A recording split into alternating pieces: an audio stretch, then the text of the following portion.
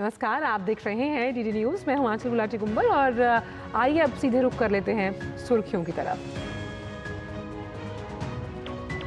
7 मई को होने वाले तीसरे चरण के मतदान के लिए धुआंधार प्रचार जारी। प्रधानमंत्री महाराष्ट्र के कोल्हापुर और गोवा के वास्को शहर में करेंगे जनसभा। वहीं अमित शाह गुजरात में संभालेंगे कमान।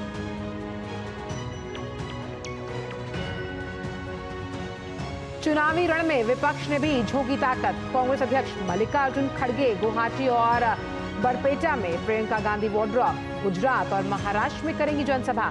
पार्टी की सीईसी बैठक में अमेठी और रायबरेली सहित कई सीटों पर होगा मंथन। वहीं कन्नौज में जनसंपर्क करेंगे अखिलेश यादव। नैनीताल के जंगलों में लगी भीषण आग बुझाने के लिए भारतीय वायुसेना ने MI-17 हेलीकॉप्टर से पानी का किया छिड़काव। मुख्यमंत्री पुष्कर सिंह धामी ने बुलाई बैठक।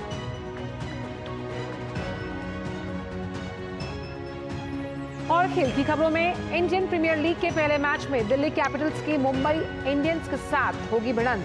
वहीं दूसरे मैच में लखनऊ सुपर जायंट्स का राजस्थान रॉयल्स के साथ सामना।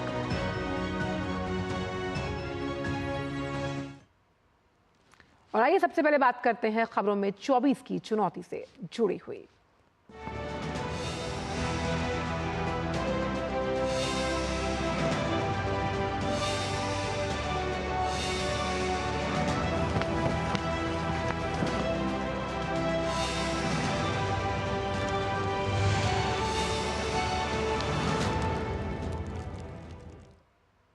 तो लोकसभा चुनाव में 2 चरण के शांतिपूर्वक मतदान के बाद 190 सीटों पर उम्मीदवारों के भाग्य का जो फैसला है वो ईवीएम में कैद हो गया। बाकी बचे 5 चरणों के लिए सभी पार्टियों ने एड़ी चोटी का जोर लगा दिया। देश भर में भारतीय जनता पार्टी का धुआंधार प्रचार अभियान जारी है। बीजेपी के स्टार प्रचारक प्रधानमंत्री नरेंद्र मोदी आज महाराष्ट्र और गोवा के चुनावी दौरे पर रहेंगे। प्रधानमंत्री मोदी शाम 5 बजे महाराष्ट्र के कोल्हापुर लोकसभा क्षेत्र में एनडीए प्रत्याशी के पक्ष में जनसभा को संबोधित करेंगे। तो वहीं शाम में ही दक्षिण गोवा में बीजेपी उम्मीदवार के समर्थन में विशाल जनसभा को संबोधित किया जाएगा। तीसरे चरण में 11 राज्यों और केंद्र शासित प्रदेशों की 94 सीटों पर 7 मई को मतदान होना है।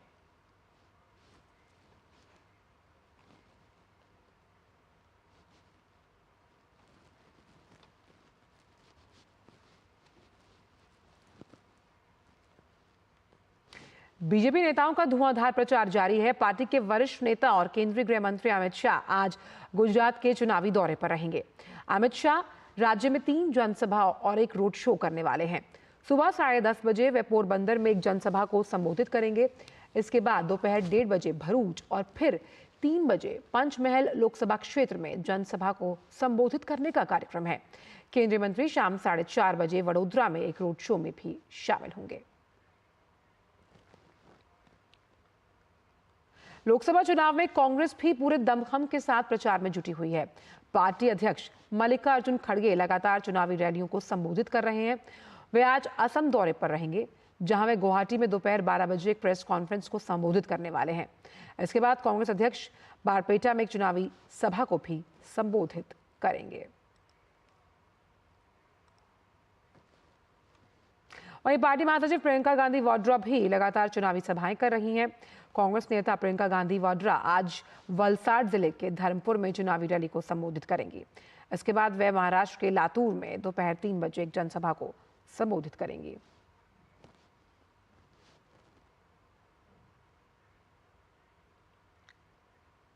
वहीं कांग्रेस की केंद्रीय चुनाव समिति की आज बैठक होने वाली है, जिसमें अमेठी और रायबरेली सहित कई सीटों पर मंथन होना है। बैठक आज रात करीब 8 बजे होगी। इस बैठक के बाद कांग्रेस अमेठी और रायबरेली से अपने प्रत्याशियों के नाम का ऐलान कर सकती है। लोकसभा चुनाव के 2 चरणों का मतदान संपन्न हो चुका और कांग्रेस ने अब तक इन दोनों सीटों से उम्मीदवारों के नाम का ऐलान नहीं किया।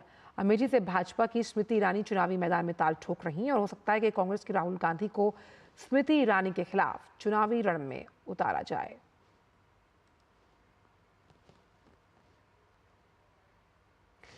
लोकसभा चुनाव के बाकी 5 चरणों के मद्देनजर सभी राजनीतिक दल पूरी ताकत के साथ चुनाव प्रचार के लिए मैदान में उतर गए। पार्टियां मतदाताओं को लुभाने के लिए कोई भी कसर बाकी नहीं छोड़ना चाहती। विपक्षी पार्टियां पूरे दमखम से चुनाव प्रचार में जुट गई हैं। समाजवादी पार्टी के अध्यक्ष अखिलेश यादव यूपी में चुनाव प्रचार करेंगे। वहीं बहुजन समाज पार्टी के नेता आकाश आनंद भी जनमत साधने के लिए जनता के बीच जाएंगे। इंडी गठबंधन के घटक दल राष्ट्रीय जनता पार्टी के नेता तेजस्वी यादव ने भी बिहार में चुनाव प्रचार तेज कर दिया। आम चुनाव के तीसरे चरण में उत्तर प्रदेश, मध्य प्रदेश, बिहार, महाराष्ट्र और कर्नाटक समेत गुजरात की सभी सीटों के लिए मतदान किए जाएंगे।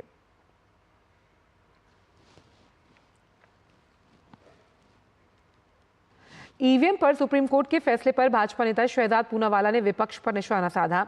उन्होंने कहा कि जब कांग्रेस चुनाव जीत जाती है तो ईवीएम ठीक होता है, लेकिन जब कांग्रेस चुनाव हारती है तो फिर ईवीएम पर सवाल उठाए जाते हैं। जो लोग भी ईवीएम का बहाना बना रहे थे, दरअसल ये ईवीएम बहाना है। जब हार होती है तो परिवार को बचाना है, इसलिए संवैधानिक संस्थाओं पर सवाल उठाना है। ये लोग अंबेडकर जी का और संविधान का विरोध करने वाले लोग हैं और आज इनको बताना चाहिए कि इनकी जो हिपोक्रेसी है कि तेलंगाना में चुनाव होता है, जीतते हैं तो ईवीएम ठीक होती है, पंजाब में ईवीएम ठीक होती है, पर जब केंद्र में चुनाव हारने वाले हैं तब ईवीएम खराब हो जाती है। आज ऐसे लोगों को एक जवाब देने का काम सुप्रीम कोर्ट की तरफ से हुआ है। बात करते हैं मध्य प्रदेश की high profile Lok Sabha seat Vidisha की, जहां भाजपा की सबसे सुरक्षित सीटों में से एक इसे माना जाता है। इस सीट से पूर्व प्रधानमंत्री अटल बिहारी वाजपेयी, पूर्व विदेश मंत्री स्वर्गीय सुषमा स्वराज सांसद रह चुके हैं। 2019 के आम चुनाव में बीजेपी के रमाकांत भार्गव ने विदिशा सीट पर जीत हासिल की थी। उन्होंने कांग्रेस के शैलेंद्र पटेल को हराया। भाजपा ने इस बार फिर से पूर्व मुख्यमंत्री शिवराज सिंह चौहान को विदिशा सीट से उम्मीदवार बनाया है। देखते हैं रिपोर्ट।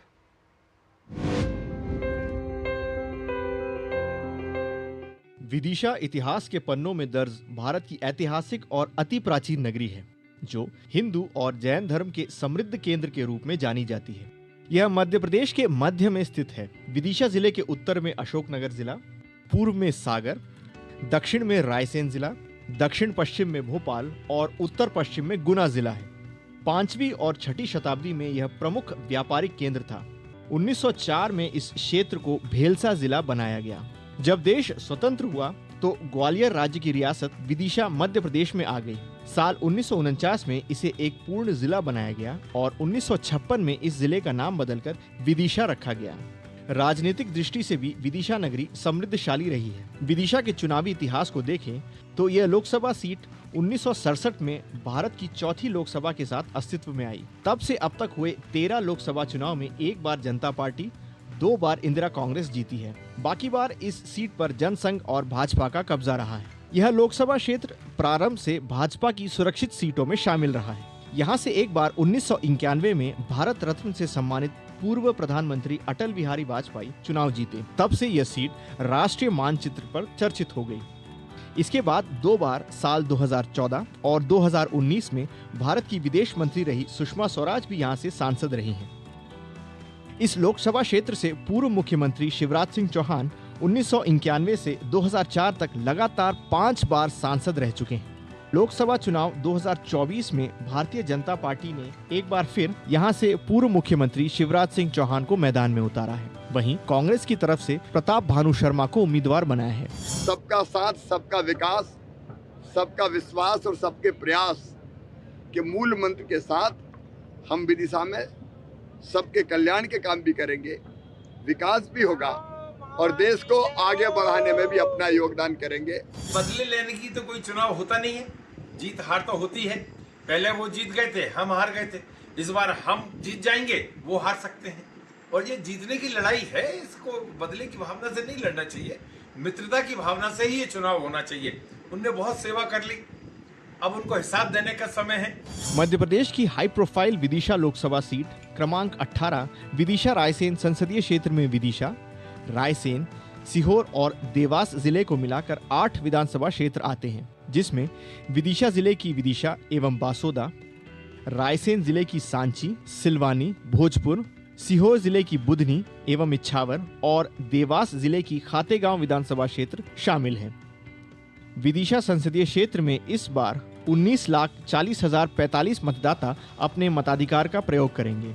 मुंबई दिल्ली रेल मार्ग पर विदिशा शहर राजधानी भोपाल से महज 1 घंटे की दूरी पर है। यह संसदीय क्षेत्र कृषि प्रधान होने से एक और जहां शरबती गेहूं के लिए मशहूर है, वहीं ऐतिहासिक धरोहरों को अपने में समेटे विश्व पर्यटन में शामिल है। विदिशा से वेद प्रकाश शर्मा के साथ bureau report, DD news Bhopal.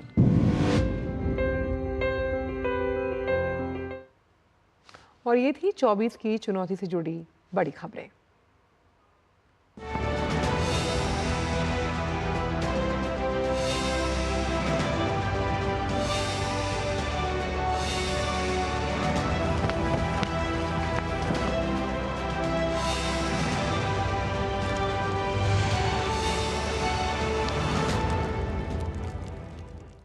और फिलहाल वक्त एक छोटे से ब्रेक का है।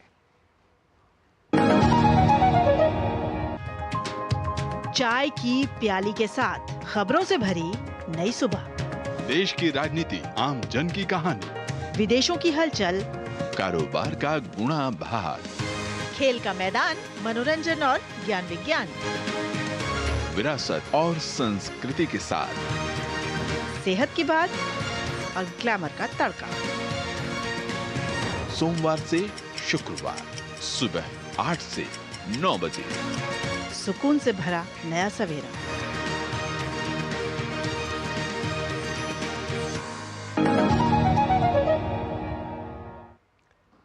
ब्रेक के बाद सभी का स्वागत। और आइए अब खबरों के कारवां को बढ़ाते हैं आगे। कांग्रेस अध्यक्ष मल्लिकार्जुन खड़गे द्वारा प्रधानमंत्री के बौद्ध धर्म में आस्था पर सवाल उठाने पर महाबोधि इंटरनेशनल मेडिटेशन सेंटर के संस्थापक और अध्यक्ष भिक्खू सक्सेना ने कहा कि भारत में बौद्ध लोगों के लिए प्रधानमंत्री ने बहुत कुछ किया है। उन्होंने कहा कि मुझे याद नहीं कि पहले के कितने प्रधानमंत्रियों और सरकार ने भारत में बौद्ध धर्म को बढ़ावा दिया। हमारे प्रधानमंत्री ने तो बुद्धिज्म के लिए सचमुच बहुत ही किया है। मोदी जी का नेतृत्व में हमें स्पेशल मिलिट्री और बिग एयरक्राफ्ट दिया है बुद्धा का रिलिक्स को दूसरे बौद्ध देशों में दर्शन के लिए ले जाने का। और मोदी जी के नेतृत्व में the international Buddhist confederation, the biggest Buddhist umbrella, first time in Indian history जो गवर्नमेंट सपोर्ट करके बना है, फर्स्ट टाइम। और जहां भी मोदी जी जाते हैं, यूनाइटेड नेशन में मोदी जी ने कहा कि भारत ने दुनिया को बुद्ध दिया है, युद्ध नहीं। I don't remember how many earlier prime ministers and government have given so much attention and supported the Buddhist cause in India. और आइए एक नजर डालते हैं प्रधानमंत्री की अगुवाई में बौद्ध धर्म के लिए उठाए गए कदमों पर ग्राफिक्स के जरिए आपको समझाते हैं। तो मोदी सरकार द्वारा अप्रैल 2023 में पहला वैश्विक बौद्ध शिखर सम्मेलन जो था उसका आयोजन किया गया। वहीं अगर बौद्ध सर्किट विकास की बात की जाए तो मोदी सरकार ने बुद्ध की शिक्षाओं को लोगों तक पहुंचाने के लिए बौद्ध सर्किट के विकास का कदम उठाया। इसके तहत भगवान बुद्ध के जीवन से जुड़े विभिन्न स्थानों को जोड़ने का काम किया गया, जिससे पर्यटन को बढ़ावा मिला है। प्रधानमंत्री ने 2021 में कुशीनगर अंतर्राष्ट्रीय हवाई अड्डे का भी उद्घाटन किया, जिससे भगवान बुद्ध के महापरिनिर्वाण स्थली से देश विदेश के जो तमाम तीर्थ यात्री हैं उनके लिए ये जो कनेक्टिविटी है वो स्थापित हुई है। प्रधानमंत्री ने लुम्बिनी में भारत अंतर्राष्ट्रीय बौद्ध संस्कृति और विरासत केंद्र की आधारशिला भी रखी। मोदी सरकार द्वारा वडनगर को यूनेस्को की विश्व धरोहर स्थलों की सूची में शामिल करने का भी प्रयास हुआ। एक विशेष कदम के तहत भगवान बुद्ध के पवित्र अवशेषों को प्रदर्शनी के लिए भारत से मंगोलिया ले जाया गया और इसी तरह भगवान बुद्ध और उनके 2 शिष्यों के पवित्र अवशेषों को 26 दिनों की प्रदर्शनी के लिए थाईलैंड भेजा गया। अवशेषों को बैंकॉक में श्रद्धा और भव्य समारोह के साथ रखा गया। वहीं भारत और विदेशों में बौद्ध विरासत के प्रचार और संरक्षण के लिए विभिन्न बौद्ध संस्थानों को वित्तीय सहायता भी प्रदान की गई। बौद्ध धर्म को और बढ़ावा देने के लिए वैशाख पूर्णिमा, आषाढ़ पूर्णिमा, अभिधम्म दिवस के अवसर पर विशेष कार्यक्रमों का भी आयोजन किया गया है। प्रधानमंत्री ने नेपाल के बोधगया में महाबोधि मंदिर की अगर बात की जाए तो बोधि वृक्ष का एक पौधा भेंट किया। प्रधानमंत्री ने जापानी प्रधानमंत्री किशिदा को बाल बोधि वृक्ष का एक पौधा भेंट किया था। तो लगातार ये तमाम वो कदम हैं जो उठाए गए बौद्ध धर्म के लिए। वहीं मोदी सरकार ने बौद्ध सर्किट के भीतर यात्रा को सुविधाजनक बनाने के लिए बुद्ध पूर्णिमा एक्सप्रेस विशेष ट्रेन का भी आगाज किया। और प्रधानमंत्री ने सितंबर 2019 में संयुक्त राष्ट्र महासभा के भाषण में बुद्ध का जिक्र करते हुए कहा था कि हम एक ऐसे देश से ताल्लुक रखते हैं जिसने दुनिया को युद्ध नहीं बल्कि बुद्ध दिया है। वहीं मोदी सरकार ने सारनाथ और कुशीनगर जैसे तीर्थ स्थलों का भी कायाकल्प किया। मई 2022 में लुम्बिनी में भारत अंतर्राष्ट्रीय बौद्ध संस्कृति और विरासत केंद्र की आधारशिला भी रखी गई। वहीं प्रधानमंत्री ने मंगोलिया के राष्ट्रपति के साथ संयुक्त रूप में 2019 में उलान बटोर में एक ऐतिहासिक कार्यक्रम में तेग चेनलिंग मठ में स्थापित भगवान बुद्ध और उनके 2 शिष्यों की एक प्रतिमा का भी अनावरण किया था। उत्तराखंड के जंगलों में आग की घटनाएं थम नहीं रही हैं। प्रदेश में सभी पर्वतीय जिलों के जंगल आग की चपेट में हैं। नैनीताल में भवारी रोड पर पाइन्स के पास सड़क किनारे भड़की भीषण आग को बुझाने के लिए सेना ने मोर्चा संभाल लिया है। पाइन्स के ऊपर की पहाड़ी लड़ियाकांटा में F4 स्टेशन है। ऐसे में आग पहाड़ी तक ना पहुंचे, इसके लिए वायुसेना के Mi-17 हेलीकॉप्टर को काम में लगाया गया। Mi-17 हेलीकॉप्टर से नैनीताल में भीमताल झील से पानी लेकर आग पर काबू पाने की कोशिशें की जा रही हैं। हेलीकॉप्टर में पानी भरने के लिए जिला प्रशासन की ओर से नैनीताल के साथ नौकुचिया ताल और भीमताल झील की अनुमति ली गई। उत्तराखंड में अब तक आग की घटनाएं जो थी वो 575 रहीं, जिसमें से 689.89 हेक्टेयर जंगल को नुकसान पहुंचा। मुख्यमंत्री पुष्कर सिंह धामी ने कहा कि राज्य में इस समय 4 धाम यात्रा की तैयारी के साथ जंगल की आग को रोकना महत्वपूर्ण विषय है। आग की रोकथाम के लिए वन विभाग के अलावा अन्य विभाग भी अलर्ट मोड पर हैं। और अब बात मौसम की। गर्मी के मौसम ने तल्ख तेवर दिखाने शुरू कर दिए। पर्वतीय इलाकों को छोड़ दिया जाए तो देश के अधिकांश हिस्सों में इन दिनों भीषण गर्मी है। बंगाल से लेकर ओडिशा, बिहार, उत्तर प्रदेश, तेलंगाना, आंध्र प्रदेश, कर्नाटक जैसे राज्यों में लगातार बढ़ते तापमान की वजह से जीना मुश्किल है। मौसम विभाग ने गांगे, पश्चिम बंगाल और ओडिशा में भीषण गर्मी की वजह से रेड अलर्ट जारी किया। मौसम विभाग ने अगले 5 दिन के दौरान तटीय ओडिशा, पश्चिम बंगाल में गंगा के तटीय इलाकों, उप हिमालय पश्चिम बंगाल और सिक्किम, आंतरिक कर्नाटक के अलग अलग हिस्सों में भीषण लू चलने की भी आशंका जताई है।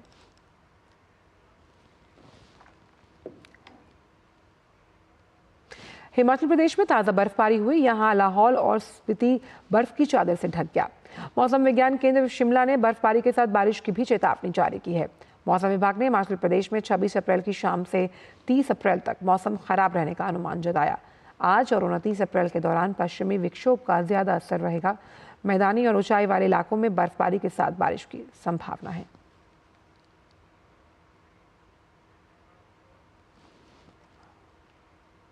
दिल्ली में शुक्रवार का दिन इस सीजन का सबसे गर्म दिन रहा। इस गर्मी में पहली बार तेज धूप के साथ अधिकतम तापमान सामान्य से 1 डिग्री ज्यादा 40.5 डिग्री सेल्सियस दर्ज किया गया। न्यूनतम तापमान सामान्य से 2 डिग्री कम 21.6 डिग्री सेल्सियस दर्ज किया गया। दिन भर की गर्मी के बाद शाम 7 बजे के बाद दिल्ली के इलाकों में हल्की बारिश और तेज हवाएं चली।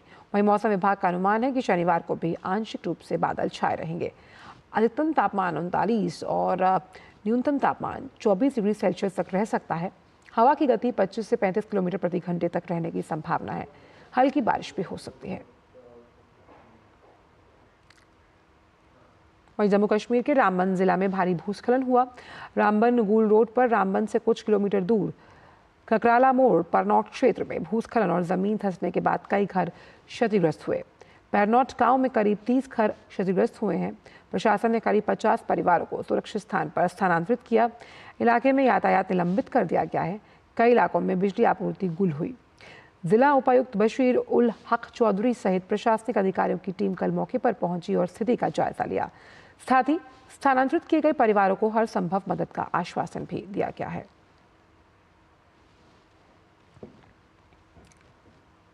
भारतीय वायुसेना ने डिजिलॉकर मंच के साथ मिलकर एक परिवर्तनकारी डिजिटल यात्रा की शुरुआत की। डिजिलॉकर के साथ मिलकर इस पहल के तहत अग्निवीर, वायु भर्ती सहित वायुसेना की विभिन्न प्रक्रियाओं में शामिल उम्मीदवारों के शैक्षणिक दस्तावेजों का डिजिटल रूप से सत्यापन होगा। वायुसेना और इलेक्ट्रॉनिक्स और सूचना प्रौद्योगिकी मंत्रालय ने डिजिलॉकर की सुरक्षित और सुलभ दस्तावेज भंडार सेवाओं का लाभ उठाने के लिए दिल्ली में एक एमओयू पर हस्ताक्षर किए हैं।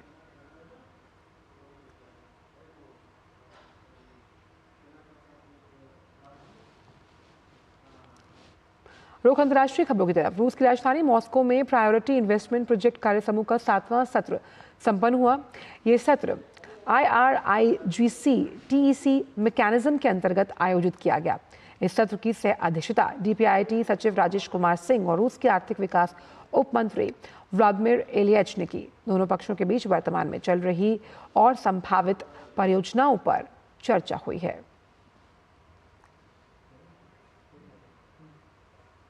अमेरिकी विदेश मंत्री एंटनी ब्लिंकन का 3 दिवसीय चीन दौरा संपन्न हो चुका। ब्लिंकन ने कहा कि उनके देश ने आगामी अमेरिकी चुनावों को प्रभावित करने और हस्तक्षेप करने के चीनी प्रयासों के सबूत देखे, जबकि राष्ट्रपति शी जिनपिंग ने पहले ऐसा न करने की प्रतिबद्धता जताई थी। साथ ही उन्होंने कहा कि चीन को उन्नत कंप्यूटिंग चिप्स भेजने पर रोक लगाने का मकसद चीन की अर्थव्यवस्था या तकनीकी विकास को रोकना नहीं है।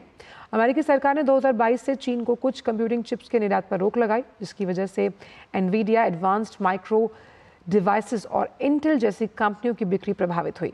इस कदम ने हुआई टेक्नोलॉजीज को चिप शिपमेंट पर प्रतिबंध लगाया।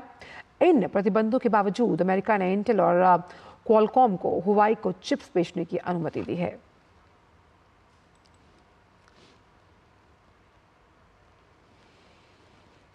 अमेरिका ने यूक्रेन को हथियार खरीदने के लिए $6 अरब का बड़ा पैकेज स्वीकृत किया।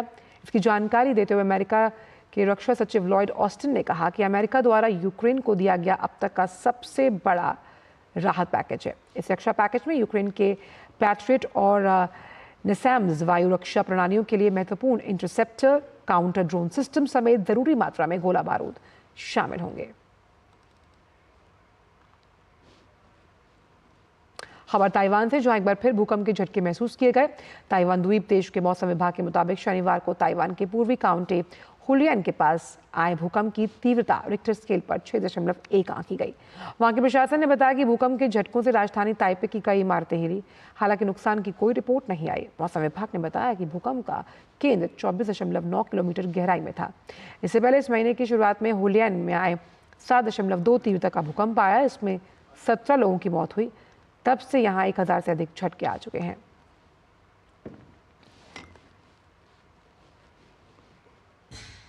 और अब बात आईपीएल की, जहां आज होने वाले मैच में दिल्ली कैपिटल्स का सामना मुंबई इंडियंस से। दिल्ली ने अपने पिछले मैच में गुजरात को हराया था, वहीं मुंबई को राजस्थान के खिलाफ हार का सामना करना पड़ा। और आईपीएल में ही आज होने वाले दूसरे मैच में लखनऊ सुपर जायंट्स का सामना राजस्थान रॉयल्स के साथ। राजस्थान की टीम ने अपने पिछले मैच में मुंबई इंडियंस को मात दी, वहीं लखनऊ सुपर जायंट्स ने अपने पिछले मैच में चेन्नई को हराया था। और फिलहाल समाचारों में इतना ही। दीजिए इजाजत, नमस्कार।